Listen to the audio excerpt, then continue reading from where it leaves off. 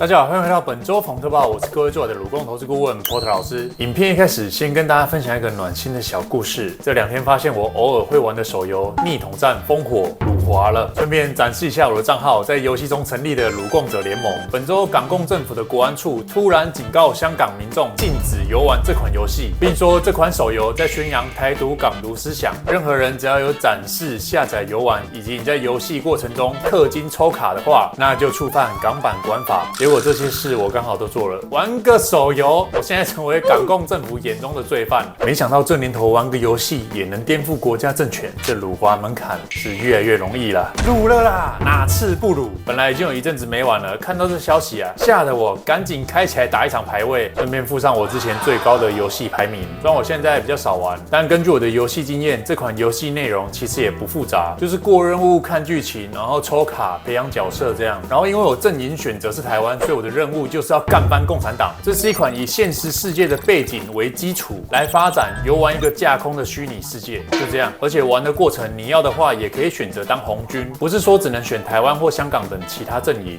这怎么就颠覆国家政权了？中共你不爽是不会直接进来玩啊，你进来氪金氪个1亿，强占排行榜嘛。游戏而已，是在紧张什么？而且这游戏最初上架就经历被中共网军DDoS攻击，持续好一阵子，导致玩家的游戏体验不佳，本来热度有点下降了，没想到因为被港共点名，反而造成关注度直线暴增，还一度冲上香港 App Store 排行榜第1。游戏官方自己都没想到，事后还发文感谢香港国安。不说我还以为是游戏官方花钱请港共政府宣传了。但后续随着讨论度越来越高，最终该游戏已经确定在香港被下架了。根据游戏官方公告，香港要游玩的话，只能用 VPN 改 IP 地区位置。现在香港也有墙了，虽然也不太意外就是了。但玩个游戏都能颠覆中共政权，你就看中共多惧怕人民聚集起来。平时想打发时间或是想颠覆中共政权的朋友，推荐各位去下载。另外这周不管是墙内外，我想只要你有上网，都能看见馆长去中国开直播的事情，都知道馆长正在帮中共大外宣。墙内也有很多相关讨论，微博排行榜前5名就有2个话题是馆长。可怜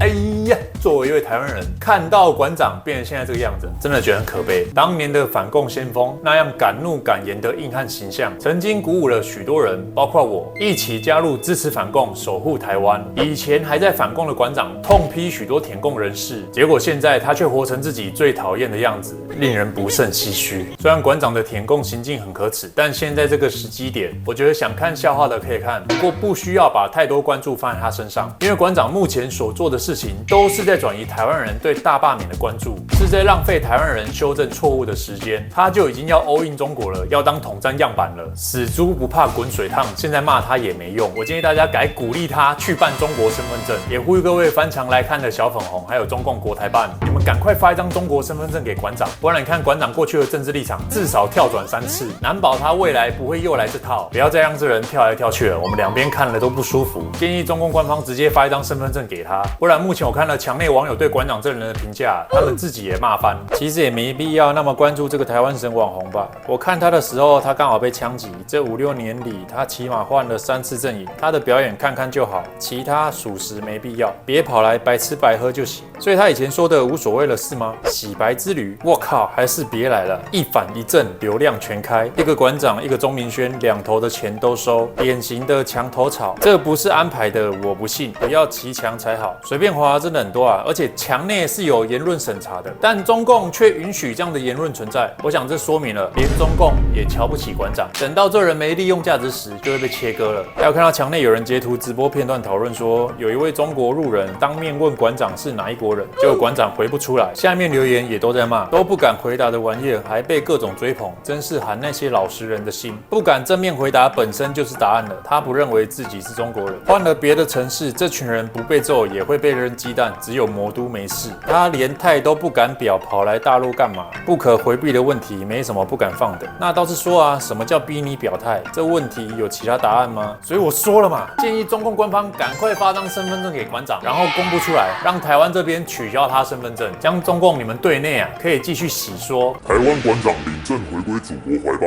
对外又能骂民进党打压，然后重点怎么样？台湾绝对没有人会抗议你给他身份证，因为亲共的不会抗议嘛，反共的这次也不会抗议。这身份证发下去，绝对比你单纯找馆长当大外宣有用，也算是获得全台湾人支持，不得了啊！这妙计提供给你。所以在馆长领中国身份证之前啊，我觉得就不用太关注他了，先把大部分注意力集中在跟我们台湾人自身有关的事情比较重要。接下来的事情你有关注到并分享出去了，那你再去笑馆长也 OK。当馆长在扮演媚共小丑吸引大家目光的同时，我国立法院的蓝白立委在进行提案修法，蓝白要把两岸关系定位成内战关系。大家看一下这些提案联署的立委，看一下这些出卖台湾的政客，很多都是正在被罢免的。他们已经不在乎自己还有没有下一次选举了，他们就是要趁还有权力的时候配合中国做内应，是替中共侵台铺路。我跟大家说，蓝白这样做的用意是在为中共侵台创造法理依据。这修法也符合了中共国的反分裂法第3条，与中共宣传口径一致。现在美国跟世界上其他许多民主国家都认同联大2758号决议不涉及台湾，台湾不隶属于中共国，中共不应拿2758来阻挡台湾参与国际组织。台湾花了很多努力、很多时间，好不容易走到这一天，外面已经是其他国家搞清楚了，而且还想挺台湾。那如果这时蓝白立委却提案修法，说把两岸关系改成内战关系，就等同是把台湾的路给堵死了。当中共对台发动侵略时，其他民主盟友就算想要支援台湾，中共就可以说：我们就是内战状态啊！你们外国不应该介入中国内政。没看台湾的蓝白立委都自己修法说两岸是内战关系了吗？那届时台湾将孤立无援，原本想要帮助台湾的国家也爱莫能助。国民党还主张修法要淡化我国主权，来交换中共协商。蓝白这已经是叛国了吧？到底能不能抓起来啊？此外，蓝白也打算开放不在籍投票，这如果通过，台湾民主将面临严重打击。现在台湾是秘密投票，黑金无法实际确认选民投给谁。但当不在籍投票实施后，是选票寄到家中，黑道可以直接在选民家中用钱、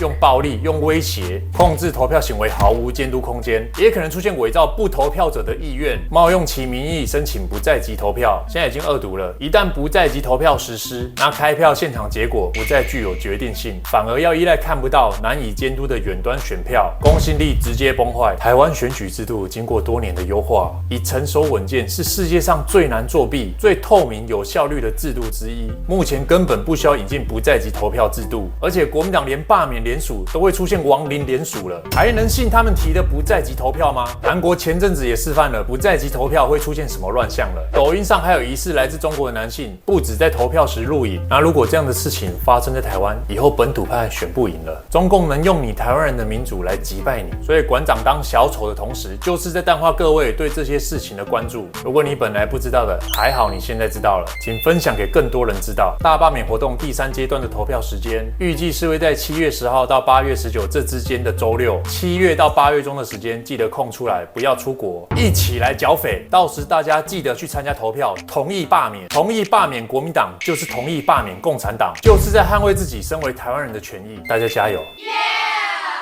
那今天影片最后啊，没有送头环节，但有重要事情要提醒大家。先说我讲这个不是要造成各位恐慌，而是要帮大家解决不安，是要约各位一起来做这件事，进行同岛一命的责任。那就是你个人的避难包还没开始准备的朋友，麻烦请你开始准备；已经准备的朋友，很棒哦，非常好。那就再检视评估一下，还有没有需要补足的地方。当灾害发生时，我们不要被动等着被救援，先做点努力，让自己别变成拖油瓶。这是对自己，也是对台湾社会的责任。不只是我这样讲，美国军方 AIT 最近也都在不断释放讯息。先前我有带各位看过美国听证会的影片，里面有美国军方高层警示台湾，说中共在为2027犯台做准备。美国国防部长也公开说，中国正积极演练侵台。上周美国在台协会 AIT 还有发文说，如果你是老师，可以报名参加免费急救工作坊，会有实作教学，还能拿到结业证书及教师研习时数。这些资讯再加上本周美国在台协会 AIT 高雄分处也发文提醒说避难包可以怎么准备。那美国多次提醒中共正准备侵台，现在 AIT 也连发相关资讯的提醒文，还更换粉专封面 Be ready, be safe。我自己觉得已经不是暗示了，是明示要大家准备好。所以建议各位起身做好准备，去买该买的避难物资。当然希望不会用到最好，反正你物资买了也没事嘛，快过期前吃掉就好。而若是当碰到灾害了，那届时你也有所准备，不至于无助到不知该如何是好。我们台湾地震也多，我国本来就也有些自然灾害，所以平时准备这些物资，不同情况也都能派上用场。避难包的概念就是让你能在面对灾害时有余裕去应对，不会太严重影响到生活机能。那我个人建议至少要准备3天的粮食以及干净的饮用水，能准备到2周以上更好。你可能不一定会用到，但真的需要的时候会是救命关键。再次提醒，先不用太焦虑，而且实际上，当你做了越多准备，就会发现自己的焦虑慢慢减少。尤其是发现有越来越多伙伴加入时，那我们的心态会更加不一样。一个全民皆兵、社会韧性强大的台湾，需要我们一起努力，而这会让任何侵略者都必须三思而后行。各位加油，